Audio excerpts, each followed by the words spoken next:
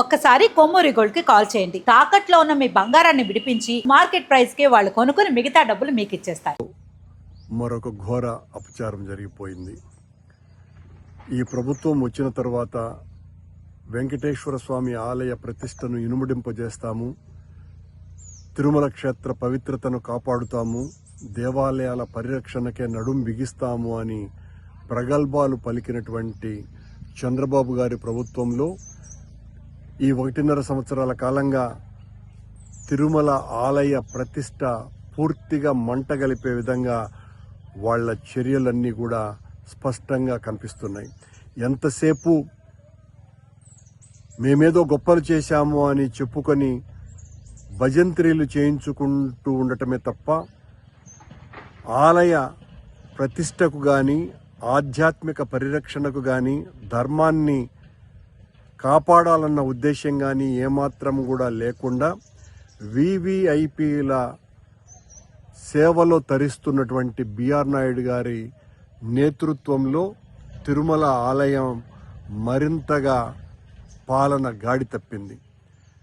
సాక్షాత్తు వెంకటేశ్వర స్వామి అగ్రజునిగా పూజలు అందుకుంటున్నటువంటి టిటిడి ప్రధాన ఆలయాలలో ఒకటైనటువంటి గోవిందరాజస్వామి ఆలయ రాజగోపురం మీద ఒక తాగుబోతు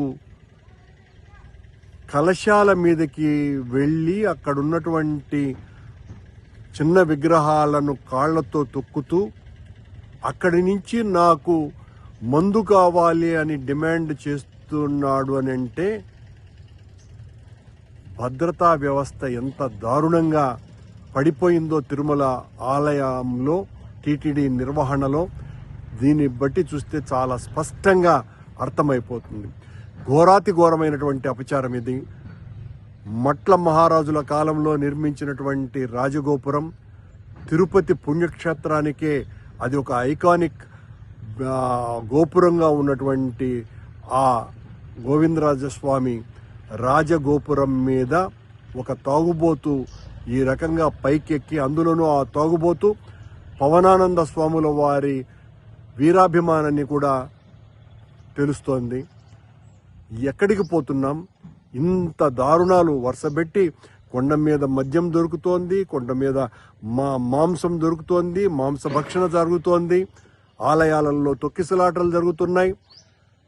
విపరీతంగా భక్తులందరినీ కూడా భయపెట్టేసి వైకుంఠ ఏకాదశికి వస్తే మిమ్మల్ని మేము చూసుకోలేము అన్నంతగా చెప్పటం మూలంగా మొదటి రోజున రద్దీ ఎంత తగ్గిపోయిందో దాన్ని చాలా గొప్పగా మేము ఆలయ నిర్వహణ అత్యద్భుతంగా నిర్వహించినాము అని చెప్పుకుంటున్నటువంటి ప్రభుత్వం ఎందుకు ఆలయానికి భక్తులు తక్కువగా వచ్చినారు ఆ రోజున అన్నటువంటి దాని మీద సమీక్ష చేసేటువంటి పరిస్థితి లేదు. కేవలం బిఆర్ నాయుడు గారికి టీవీకి అడ్వర్టైజ్మెంట్లు ఇచ్చేటువంటి ఆ అడ్వర్టైజ్మెంట్ల వ్యాపారస్తులకి విఐపి దర్శనాల సేవలో బిఆర్ నాయుడు తరిస్తున్నాడు అని మాకు వచ్చినటువంటి ఇన్ఫర్మేషన్. బిఆర్ నాయుడు అనేటువంటి వ్యక్తి ఇస్తున్నటువంటి దర్శనాలు బయటికి రావాలా? బిఆర్ నాయుడుతో పాటు బిఆర్ నాయుడుకు భజన చేసేటువంటి బోర్డు సభ్యులు, మిగతా బోర్డు సభ్యులు ఎవరెవరు ఎన్ని రకాలుగా ఎంతమందికి దర్శనాలు చేయిస్తున్నారు అన్నటువంటిది ఎవ్రీడే టీటీడీ ప్రకటించేటువంటి సాహసం చెయ్యాలా? ఆ రోజునే అసలు వీళ్ళు సరిగ్గా ప్రవర్తిస్తున్నారా లేదా అన్నటువంటి విషయం మరోవైపున తెలుస్తుంది. భక్తుల గోడును పట్టించుకోవటం పూర్తిగా మానివేశారు. ఆలయాల పరిరక్షణ గురించి పట్టించుకోవటం మరో రకంగా పూర్తిగా నిర్లక్ష్యం చేసినారు. ప్రైవేటు ఆలయాలను వెంకటేశ్వర స్వామి ఆలయాలుగా, అనుబంధ ఆలయాలుగా తీసుకునేటువంటి యనమల రామకృష్ణుడు ఊరికి సంబంధించినటువంటి ఆలయాన్ని ఇప్పటి వరకు ఏ రోజున లేదు. ఈ రకంగా ప్రైవేటు వ్యక్తులు కట్టినటువంటి ఆలయాలను టీటీడీ తీసుకోవటం అన్నది ఏ రోజు కూడా జరగల. మొట్టమొదటిసారిగా ఈ కూటమి ప్రభుత్వంలో చంద్రబాబు గారి నేతృత్వంలోని పాలనలో తునిలో నియోజకవర్గంలో ఉన్నటువంటి ఒక గుడిని ఈ రకంగా టీటీడీ తీసుకోవటం అన్నది మరింత దారుణమైనటువంటి విషయం.